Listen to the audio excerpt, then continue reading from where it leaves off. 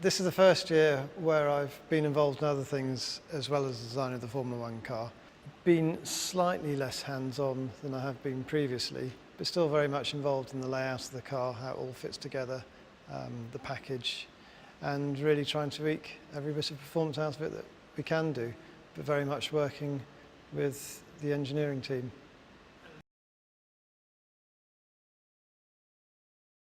The regulation changes are quite small for this year. There's a minor change to the nose, and that's really about it. So it's been very much about understanding what we learned from last season, which is a big regulation change as far as the power unit is concerned and the packaging that goes with that, and setting about optimising the car from those lessons. We've tried to work very hard with our partners, Renault, to help them develop the engine. I think it's fair to say that our biggest Achilles heel last year was the power of the engine. That's something Renault are acutely aware of and have been working hard on. But what we have to remember is that the internal combustion engine and its very complicated associated systems with the turbo and the ERS and so forth, it's long lead time items, and those are things where if one team gets an advantage, it takes time to overthrow that and get back on a par or hopefully ahead.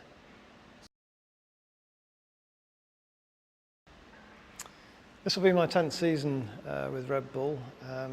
It's been quite a journey, a thoroughly enjoyable journey, I must say. When I first started, then it was really the ashes of Jaguar. They'd done one season with effectively what was a Jaguar being repainted in blue, and it was a very young team. Really my early task, if you like, was trying to put in the infrastructure in place and get everybody working together so that we could move forwards and build a really solid base. And that was 2006, 2007, and indeed through the first part of 2008.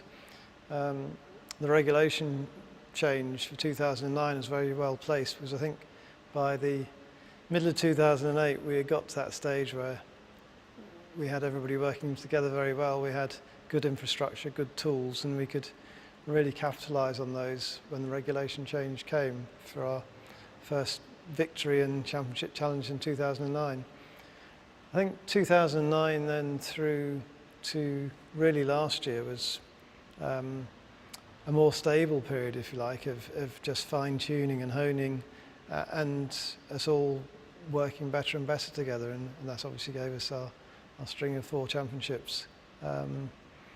Last year was the same, 2010, but we were a bit hampered in some ways and weren't able to win the championship, but I think considering the hand we were dealt with, the power unit and so forth, then we had a very good season. We won 3 races, obviously.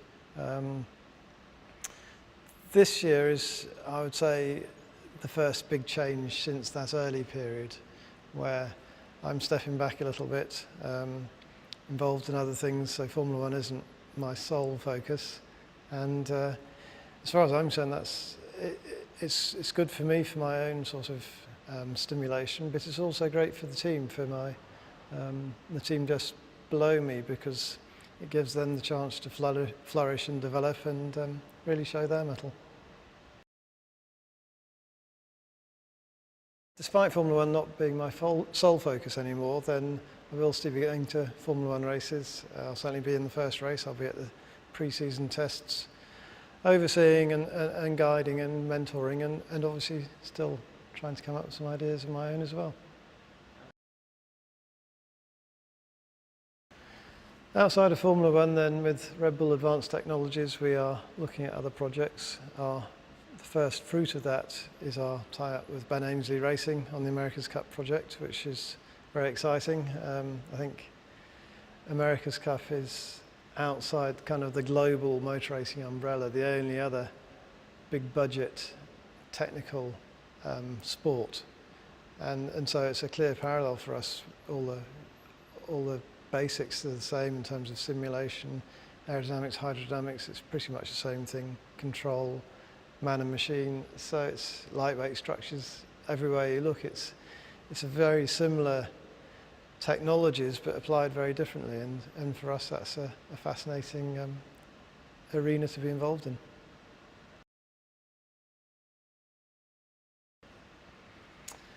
I think we should be realistic about our expectations for this year. Mercedes have a very strong power unit. We estimate somewhere around 60 horsepower at the end of last season.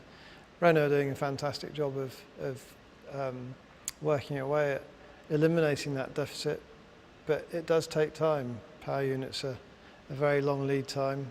The pace of development is, just because the technology is slower than we were able to work at on the chassis side. So for them, they have a challenge ahead, which I'm confident they will meet, but we all need to allow them time to achieve that. This year will really be about us continuing to move forward to try and reduce the deficit that we suffered at times last year.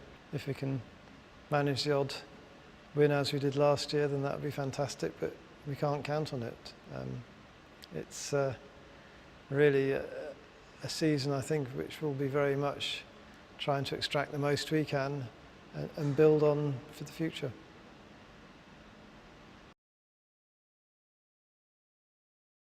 Obviously, with Sebastian's departure, we have a new driver lineup for this year. People ask, does that affect how we go about the design of the car? In my experience with the drivers we've had over the last few years, whilst the comments are very important and we put a lot of emphasis on that, the comments of each driver pairing has always been quite similar. So in that sense, I don't feel that the engineering feedback that goes into the design of next year's car has been affected by the change from Sebastian to Daniel.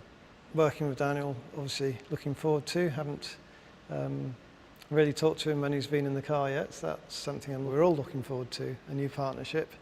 I guess the first priority for the first test will be to decide who's called Dan and who's called Danny, because we haven't actually managed to differentiate between them yet.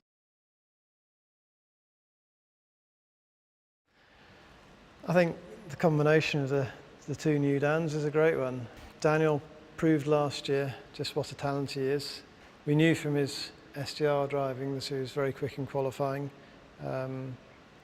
We knew from his driving on the simulator here in Milton Keynes that he's a good engineering head on, if you like, in terms of his feedback from the simulator.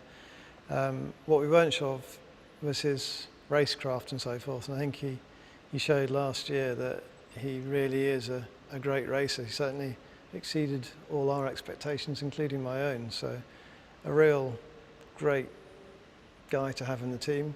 I think with Daniel now joining us, then he showed last year a great turn of speed as well. I think the two youngsters will really be pushing each other, and great to have such a fresh combination.